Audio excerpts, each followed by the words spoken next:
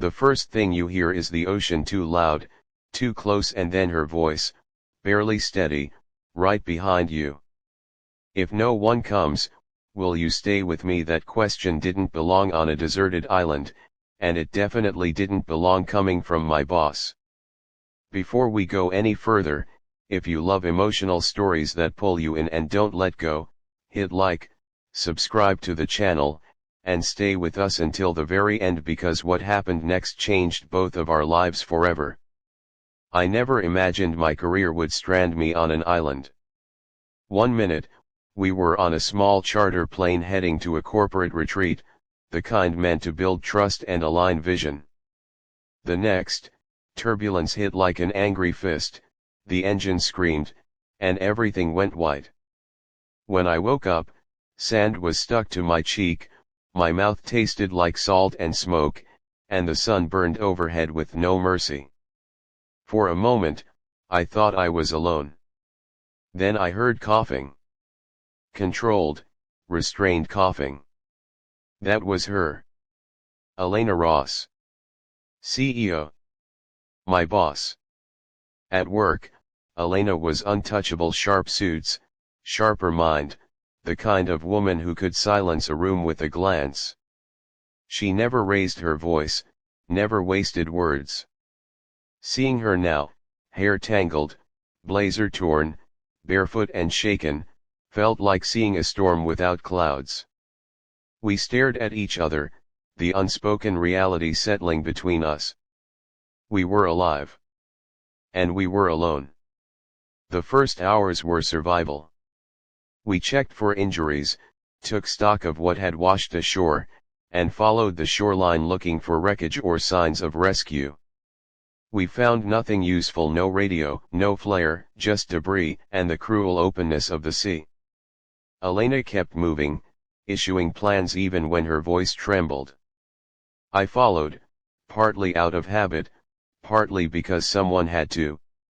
Night fell fast. Too fast. The island changed after sunset. Sounds multiplied, shadows stretched, and fear crept in like humidity. We built a fire the clumsy way, hands shaking, patience thin. When the flames finally caught, Elena sat across from me, hugging her knees.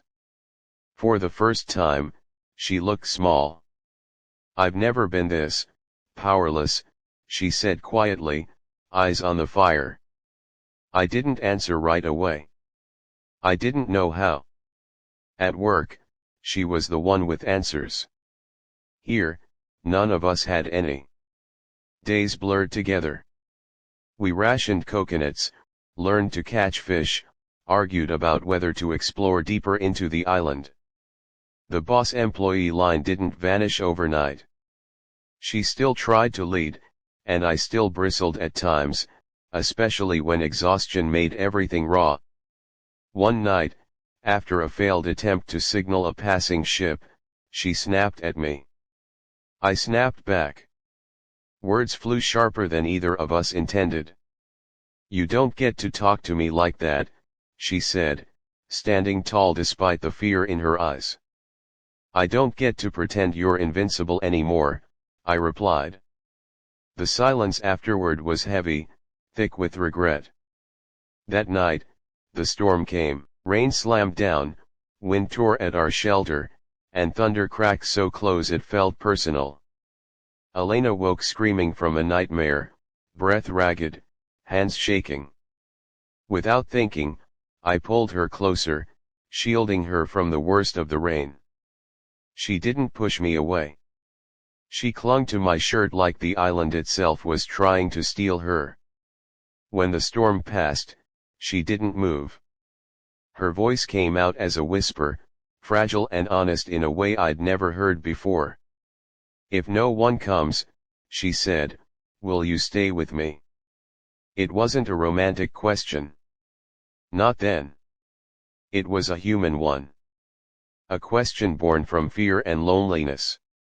I swallowed hard and nodded. "I'm not going anywhere." Something shifted after that. The island didn't change, but we did. We talked, really talked. About childhoods, failures, the weight of expectations. Elena admitted she'd built walls so high she forgot what it felt like to lean on someone. I admitted I'd spent years proving myself to people who never really saw me. The boss and the employee faded. 2 people remained. We laughed more. We shared food without counting.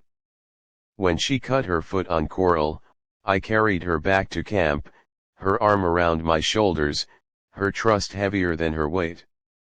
When I fell sick from bad water, she stayed awake all night, cooling my fever with damp cloths, whispering encouragement like a promise. Hope came and went like the tide. Some days we believed rescue was inevitable. Other days, the horizon mocked us with its endless blue. During the lowest moments, Elena would squeeze my hand and say, "Even if this is it, we survived together." And strangely, that was enough. Weeks later, when a distant engine sound finally broke the quiet, we ran to the shore like children, waving, shouting, hearts racing. The rescue boat appeared, real and undeniable. Relief hit us both, and with it, fear. The island had stripped us bare, shown us who we were without titles. What would happen when the world came rushing back on the boat, wrapped in blankets? Elena looked at me with tears in her eyes. "Whatever happens next," she said, "thank you for staying." Back home, life resumed its speed. Meetings. Emails. Structure. At first, we avoided each other, unsure how to translate survival into normalcy. Then one evening, she asked me to stay after work. Not as my boss. As herself. "I don't want to go back to who I was before," she said. "I don't want you to disappear into my org chart." I smiled, heart pounding, realizing that sometimes you have to be lost to find what matters. The island taught us something simple and powerful: titles fade, fear passes, but the choice to stay, to show up for someone when nothing is guaranteed, is what defines us. If this story moved you, if it made you feel something real, don't forget to like the video, subscribe to the channel, and share it with someone who needs a reminder that even in the most unexpected places, connection can save us.